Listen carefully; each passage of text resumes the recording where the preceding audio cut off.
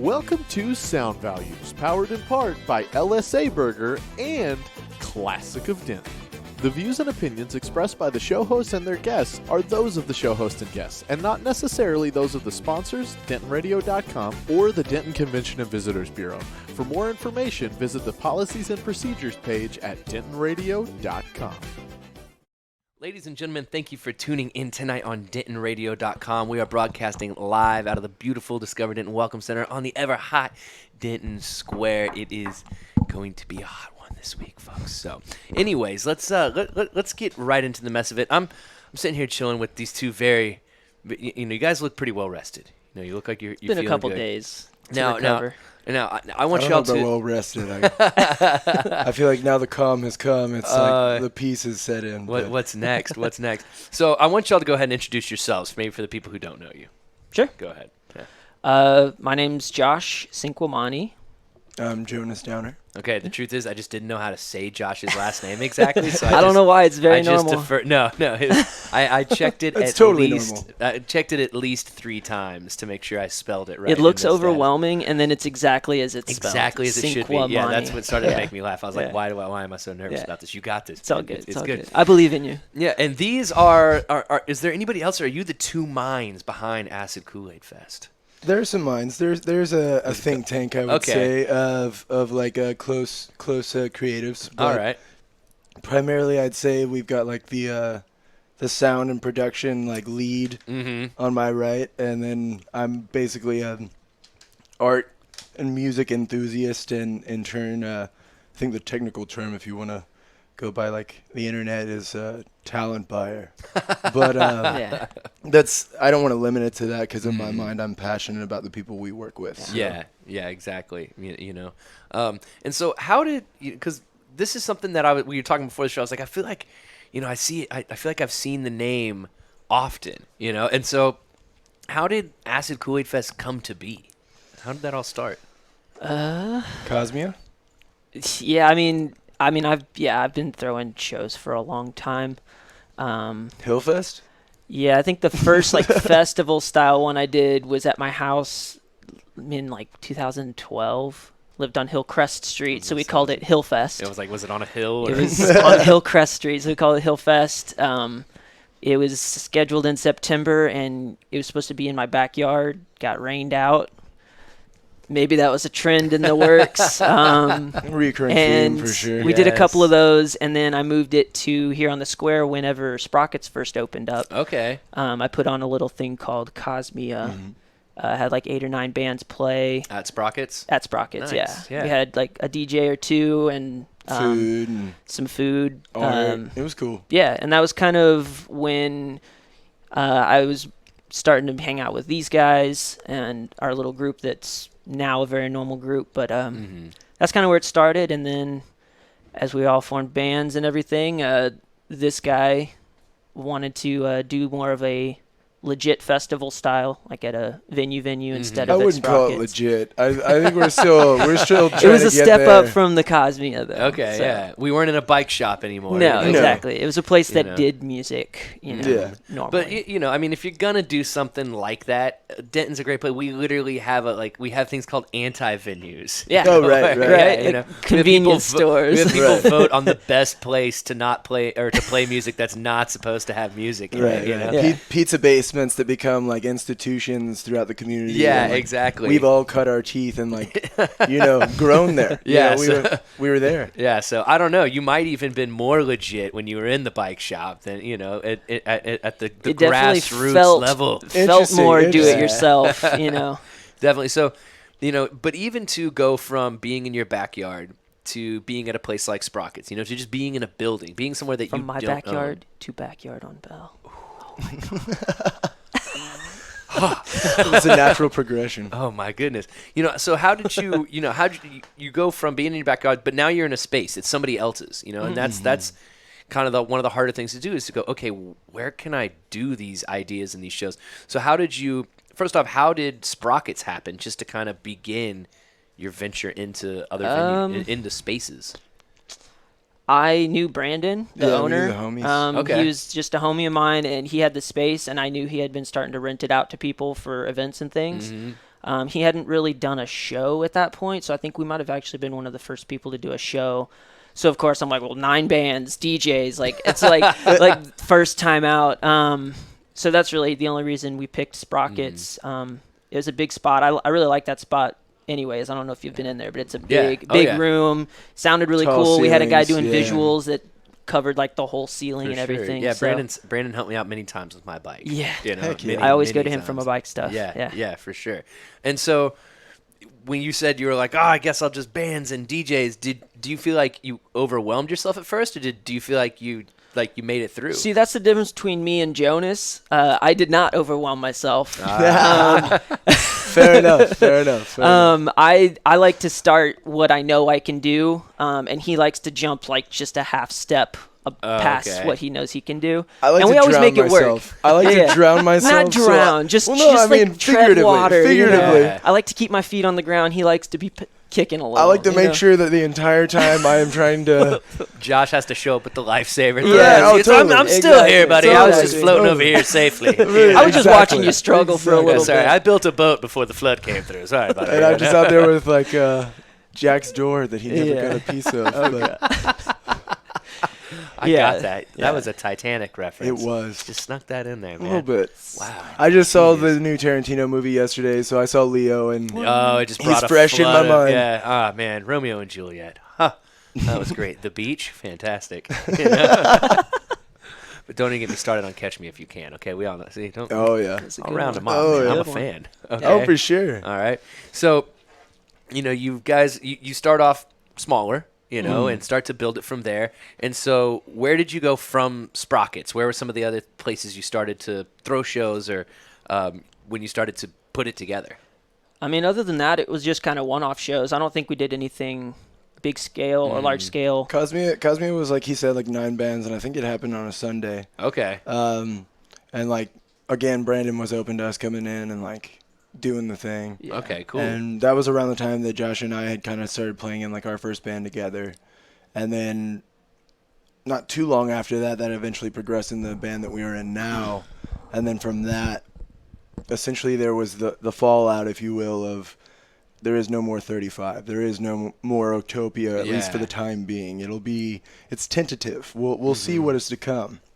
And then you're seeing, not too long, or at least not that much longer after that, you're seeing venues that are very close to home and to the heart of Denton starting to shut their doors. And then in turn, like, you don't have people who are necessarily finding the places they need to play and to connect. And so Saw a bit of a void there. Backyard was all of a sudden this new thing that had just popped up and was like, okay, like this is a big space. I remember the first time I went there and I was like, you could do some damage here. You could get a lot of people in here getting freaking weird and like, depending on what the occasion is. So from Cosmia and from Hillcrest and Hillfest and throwing like our own shows and booking ourselves, like being in bands and stuff, like it kind of turned into this opportunity where it's like we can create a grassroots option that's still DIY but have maybe a little higher production for sure. quality or like involvement, And another aspect of it too is the style of music is even with the 35s and the Octopias that were around, when they were doing their thing, it was kind of a variety pack, if you will. Yeah.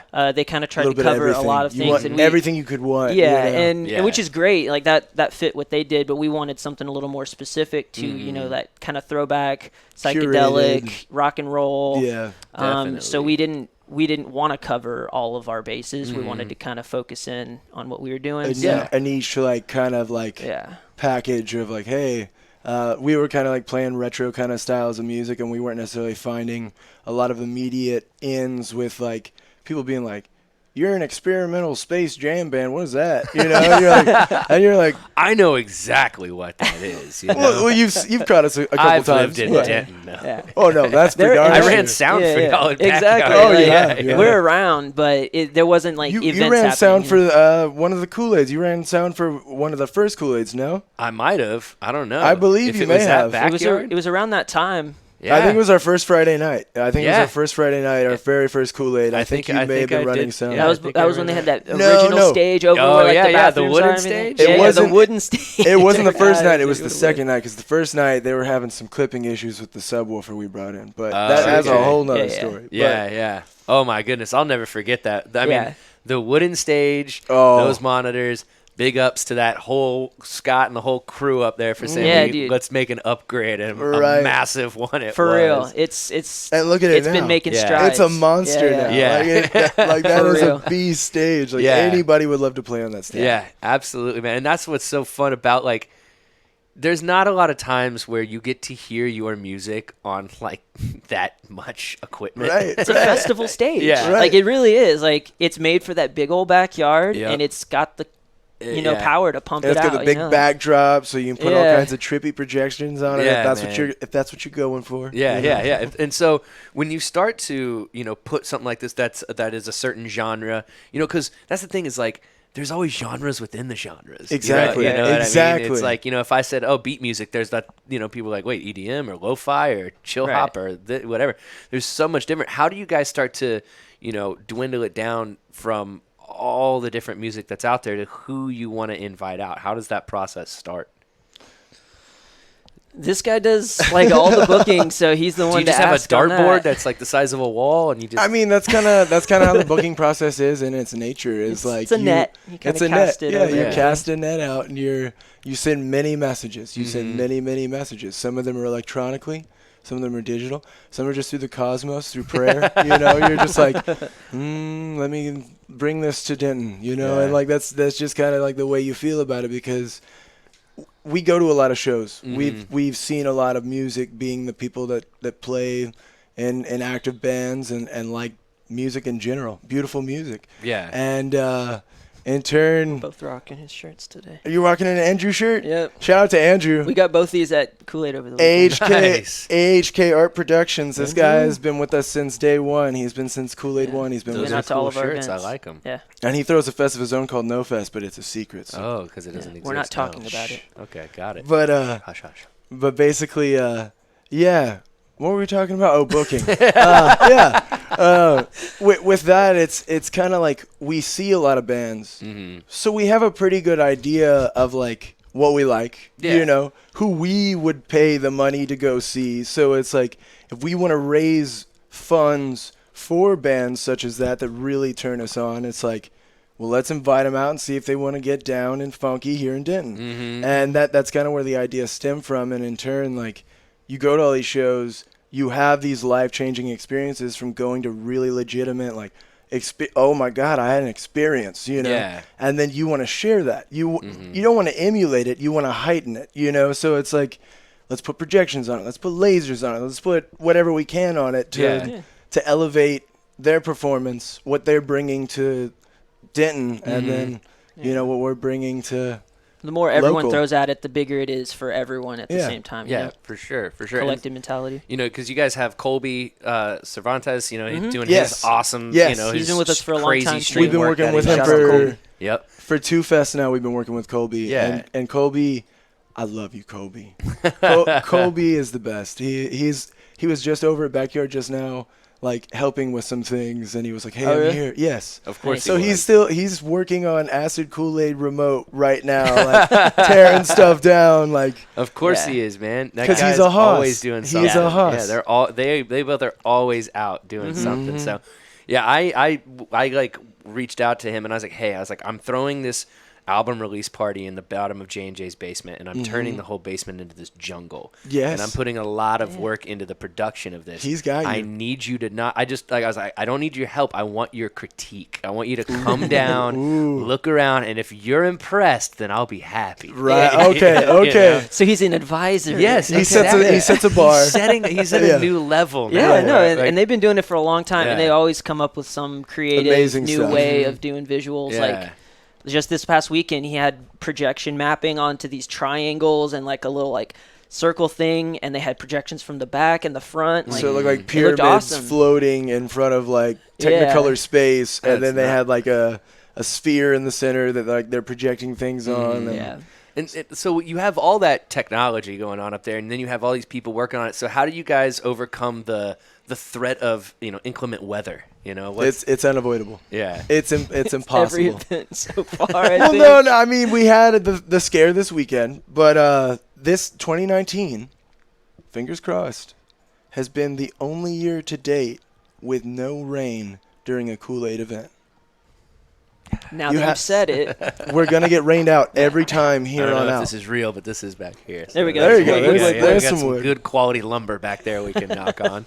Yeah, and that's one of the things that you run the risk of. So how do you there was a time when, like I said, I woke up on Friday and it was raining, and I immediately thought about the festival. I was like, oh no, and then I looked and they're like, oh, it's supposed to stop by noon.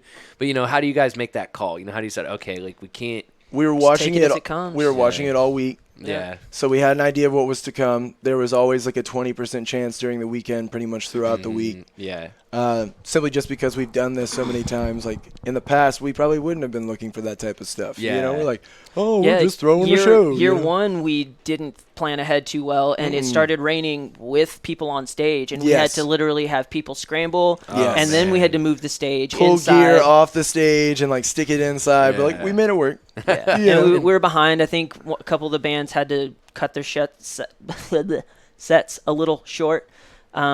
But obviously, you live and learn. And Yeah. so That was now- first time. That was the first time. And y'all had 2 stages this year. I mean, even one that was, it wasn't just the patio. You guys had a risen stage, an Yeah, off and this the was ground us dialing it down from last year. Okay. Last year we did 3 venues with 2 stages each. We had like 6 stages. What? Yeah, And we were last year- spread Different out. venues? Yeah, We had- Andy's, Dan's, And backyard. Okay. For see, 4 days. That might have been why at one point I was like, I saw it everywhere. Yeah, Yeah. no, it was everywhere. Yeah. Last and year we learned was- from that too. Yeah. So We, that's like, huge. When Josh was focusing talking in. about me overwhelming myself and like That was it and right like there. going way overboard. Yeah. Yeah. We booked 50 bands last year. God. It was April. It was Yeah. 8 months after we had thrown our first one. Okay. Our first one was a Friday and a Saturday. Mhm. It was like a nice opener for a 5-band bill on a Friday for the first one. We had 16 bands on a Saturday for the second day of our first festival. Second festival, 4 days, Thursday, Friday, Saturday, Sunday, and we're at Andy's, Dan's, backyard, and we had 50 bands. That's just ridiculous. We went Wow. from 21 bands from round one. 8 months later, 50 bands. And it was just like a huge, Yeah. gross overstep. Mhm. Just because you're like, oh, I know so many good bands. This is going to be awesome. Yeah. It's a logistical nightmare. yeah, it was. It's too much. If we could have just replicated ourselves and put Yes. each of us at the venues, we would have been Yes. fine. But we had Cloning to like machine. spread out. We've got you know? it. But, Yeah. But then again, that's where like volunteers and that type of stuff come in once you are on that scale or level. And like at that point, we were still learning a lot about promotion, Yeah. advertisement, graphic design. Like pretty much throughout, I have been handling a lot of the graphic design. Mm-hmm. But only in this year we've started outsourcing some of that because we know so many excellent local artists who Yeah. are Texas based, and it's like, y'all's stuff is killer. Yeah. Let's make this like We want to support interconnected. y'all, and it takes a load off of us to take care of Absolutely. it. Delegate other things. You know. Yep, I messaged Mallory Murphy because I loved her collage work, and Yeah, I was like, she does great "Hey, stuff. we're doing this release. It's like, it's called Foliage. Take that idea and run with it, you know." Nice. And so she came back to us like, "Here you go, Sanford Black. He's a good friend of mine, but I'll still reach out to him. He lives in Indiana. I'll be like, hey, I need a flyer." He sends me a flyer. I send him some money for it. Right. Like, Nice. here's my idea. Yeah. And that's one thing that's another important way to instill yourselves in a community too, Right. is to invest in those people. The to local. invest in those local artists and stuff, because next thing you Or know, even like up in Chicago, if it's somebody who's doing like their own work, Yeah. and Yeah. they're trying to provide for Mhm. themselves with their passion. yeah, Like you gotta support it, especially Yeah. if it captivates your heart. yeah, Like exactly. That there, it can be a little bit more maybe expensive at times to not use certain free services, but there's a big satisfaction that comes with giving like somebody money whose art you like. For sure. yeah, it's just You know. that support. you Yeah, know? there's a guy who I followed on SoundCloud. His name's Cale Kirkpatrick. He lives up in Edmonton, Oklahoma, and he just makes good beats. And so I started following him a couple years back. Followed him on Instagram, noticed that he was a graphic designer, and then when I wanted to put out an album, that's the guy who I went to for my album artwork. I was like, hey, I have That's this awesome. idea. Here you go. And I actually wrote an article about him for this little beat music blog thing that I do.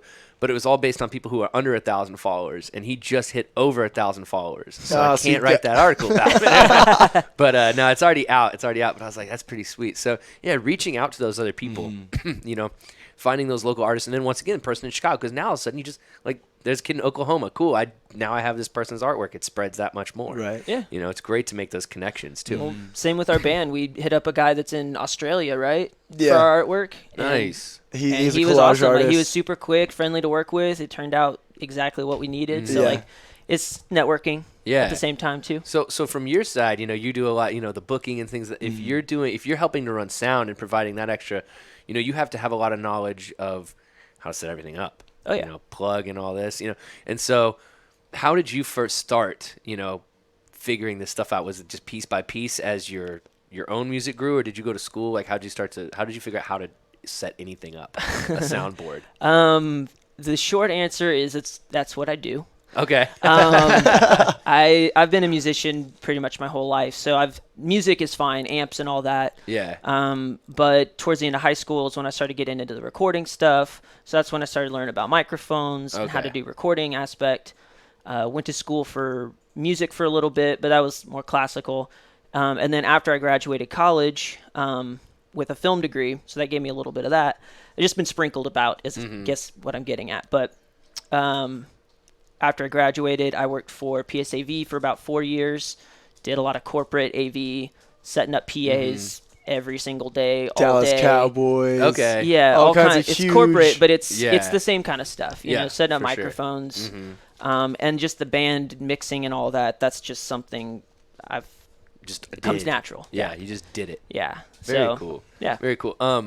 And so when you were, you know, like, because one of the things that I never knew was just like, first off, where to plug everything in at first. It was like, where does this mic go? Where You does all this go? You want with the Yeah. 3 pins, Yeah, with the hole with the three holes. pins. Oh, Yeah. that's where it goes. Okay. Perfect.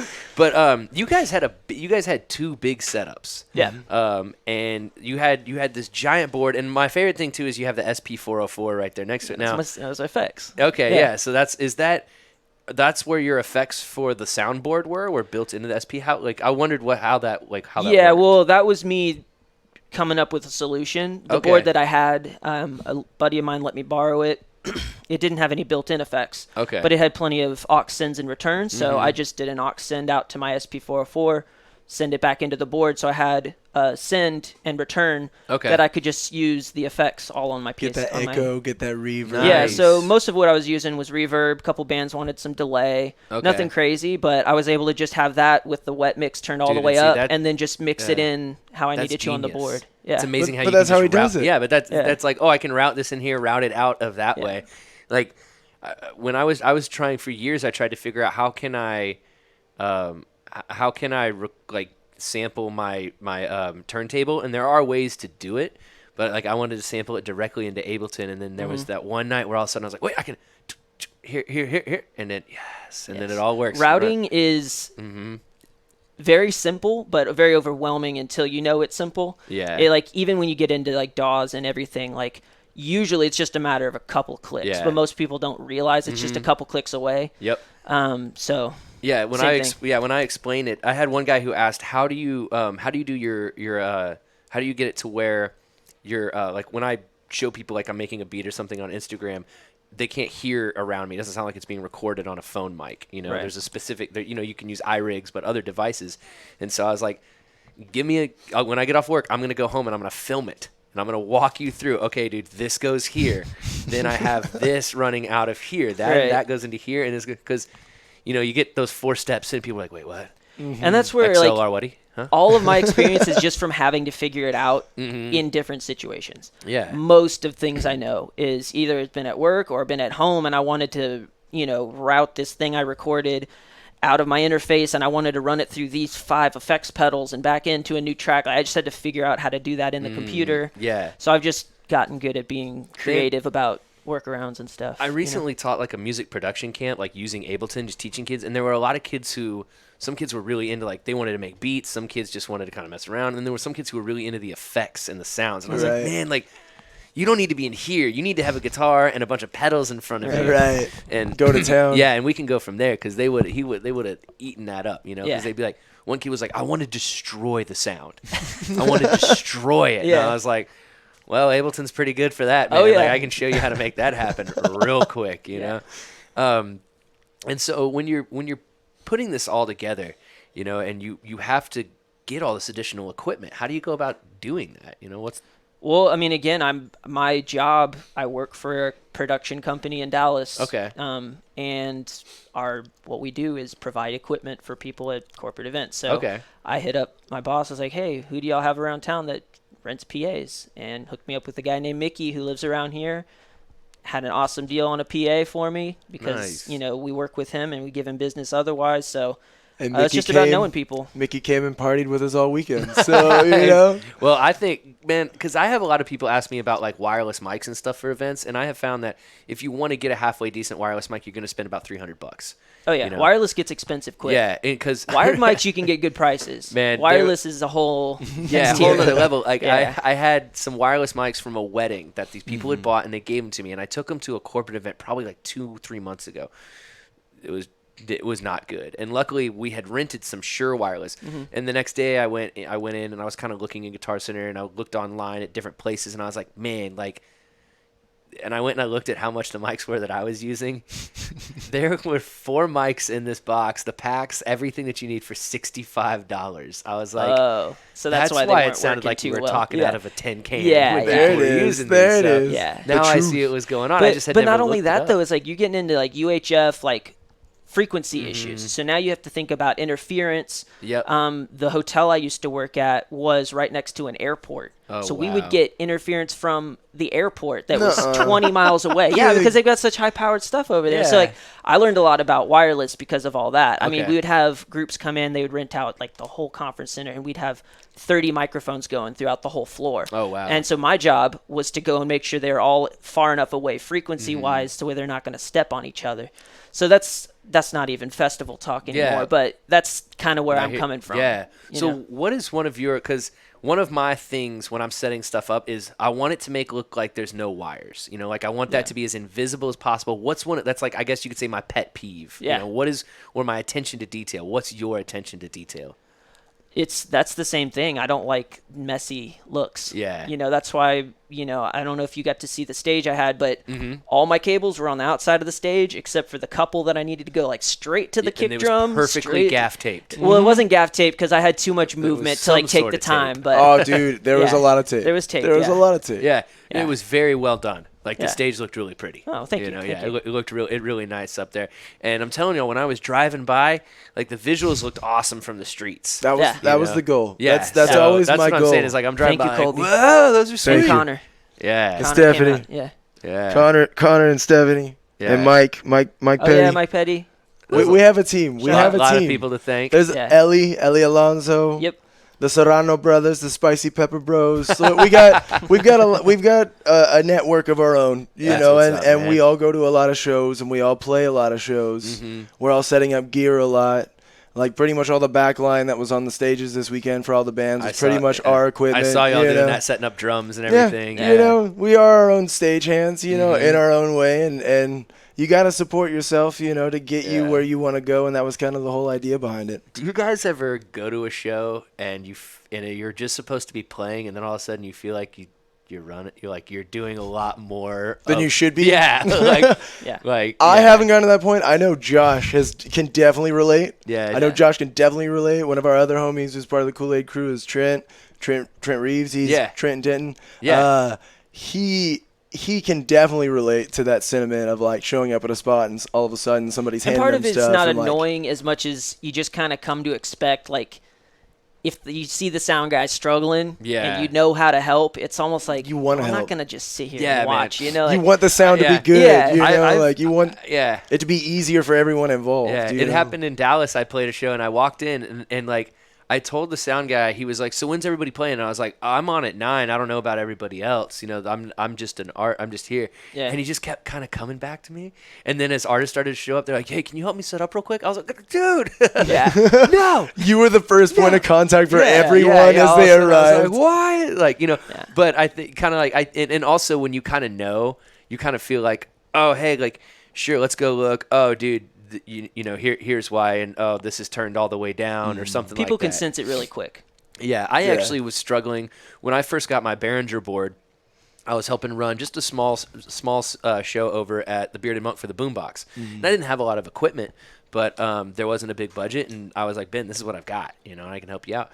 And I remember I could not figure out why the sound wasn't routing through the mixer. I was like, what is going on? And and I had the mains clicked, I had it all, and there was this person who came up and looked at the board, and there were these 3 selections. It was like USB, or like aux, and then the main, because it was a more compacted mixer that I wasn't used to. I was used to a bigger one, and that's how you could switch it to pick up. And I hadn't messed with it yet, so I hadn't clicked that on. Oh man! And so I clicked that on, and it came through, and I just yes, you.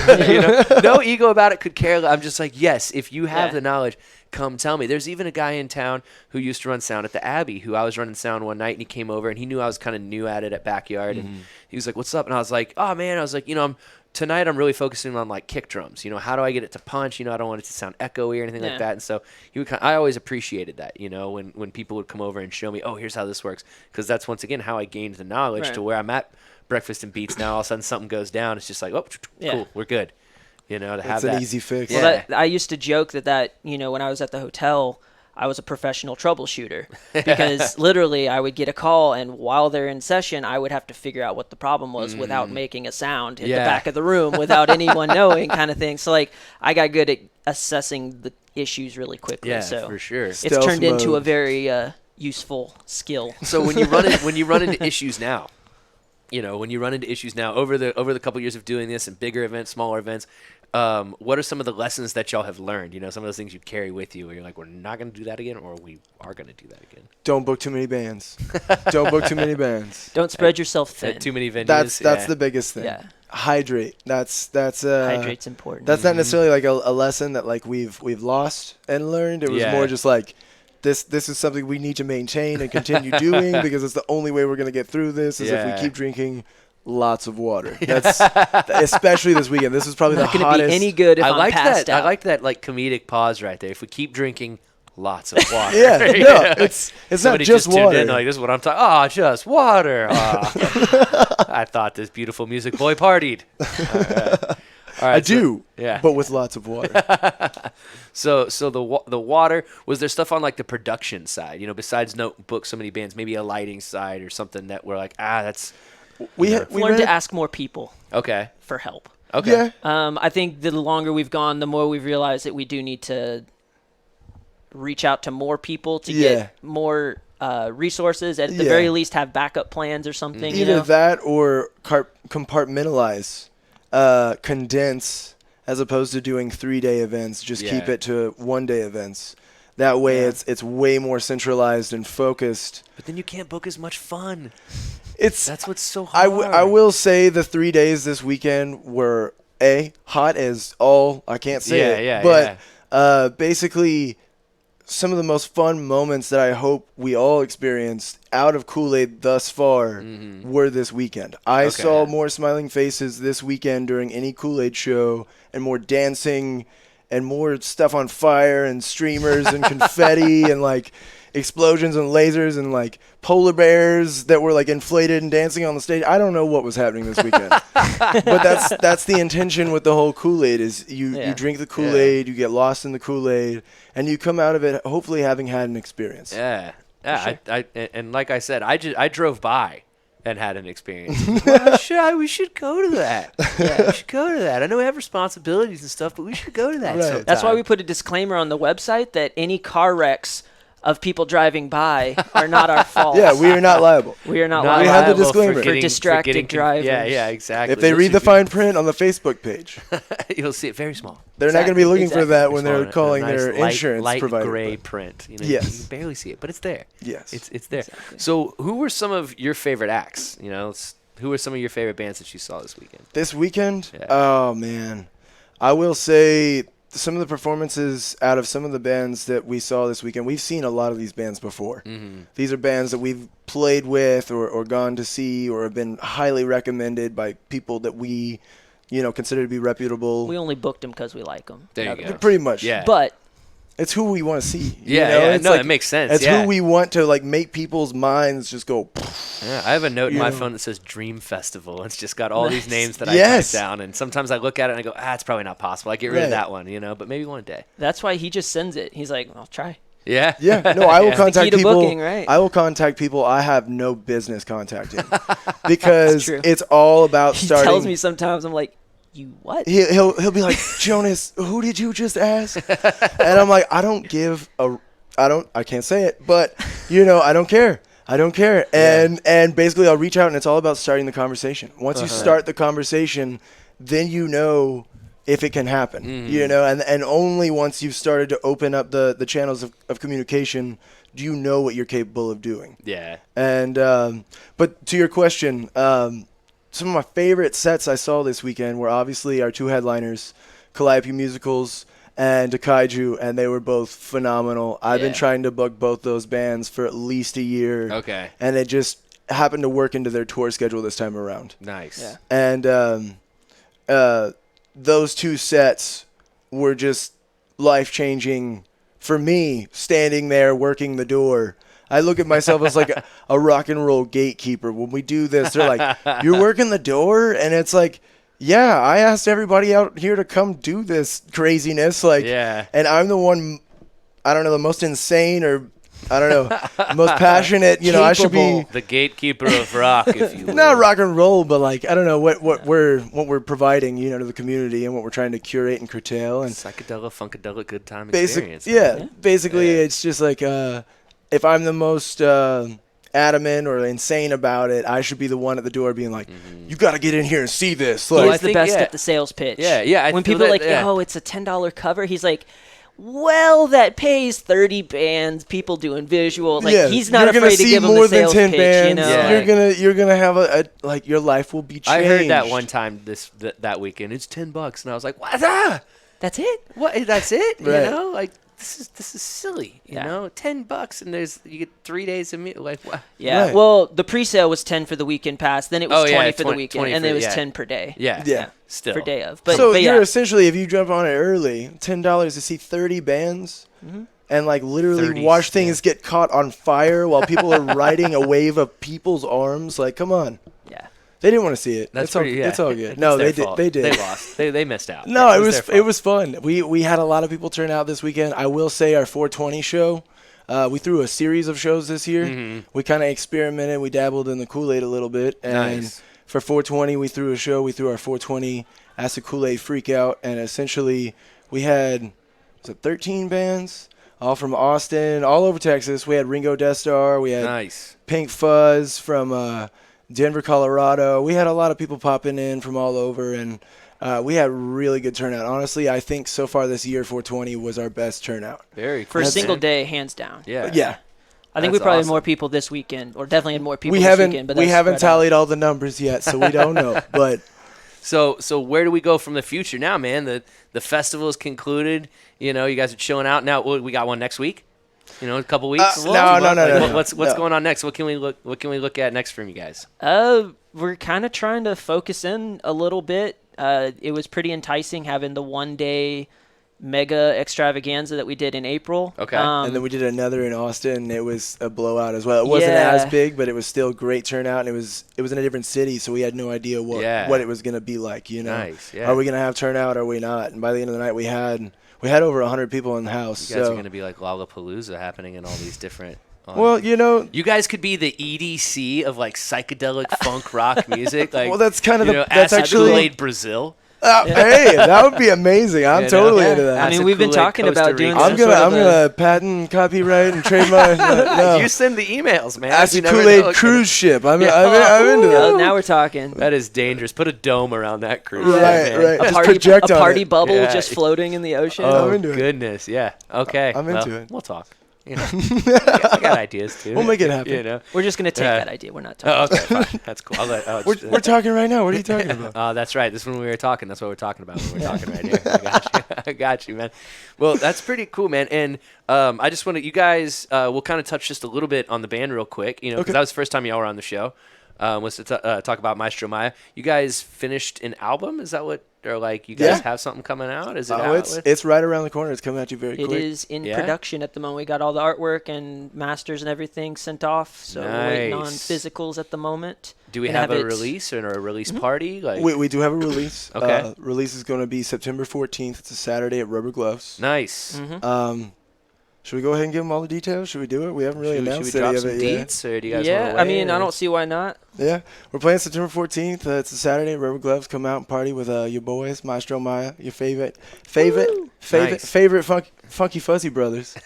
There's a lot of F's in there. Yeah, favorite Funky Fuzzy Brothers. Hey, you said that yeah, quick. Yeah. Rubber baby But buggy we're bumpers, yeah. oh dang, Arnold up in the house. And we got Def Rain coming out playing with us. We got Ray Clone and we got Sunbuzz to release our debut EP with. Nice. Dreamy Sounds. We're releasing with Dreamy Sounds Records, Nice. subsidiary of Dreamy Life Records. Very It's cool. more their psych focused and kind of weirdo, I guess, kind of Yeah. outfit. Weirdos, Yeah. yeah. So That's what's up. What's the album called? It's just self-titled. it's subtitled. okay. It's Maestro Maya 1. Nice. We're Number one. we're like we can be like Zeppelin and we got the first 4 covered. We don't have to name them anything. And Yeah. You're solid. Yeah, Yeah. it's a safe bet, you know? Yeah. Well, guys, thank you so much for coming on Absolutely. the show, Appreciate talking, life, music, and just like all the work that it takes to put into a festival. Congratulations on a great weekend. Glad Thank to hear you. there were so Thank many you. smiles Oh, it was and fun. good vibes, man. Yeah. So I hope y'all's release party in the coming month is sweet as Yeah. well. So Should be blessed. It's gonna be a blast, and it'll Yes. be way less tiresome than going 30 Exactly. bands for 3 days yeah, in that summer heat, you'll make it. sweating into a puddle in the floor. That's what we're talking about. Koolaid. You Yep. know, we spiked the Koolaid with all the melted faces. You know. Yeah.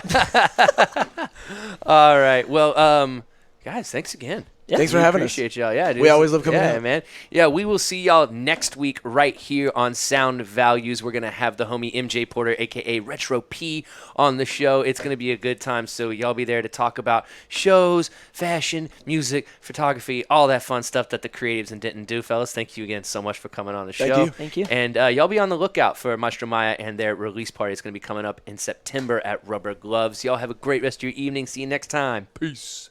Well, thank you for tuning in. We hope you enjoyed the show. We want to thank our partners and sponsors who made this show possible. And now stick around for a word from all of us here at Discover Denton.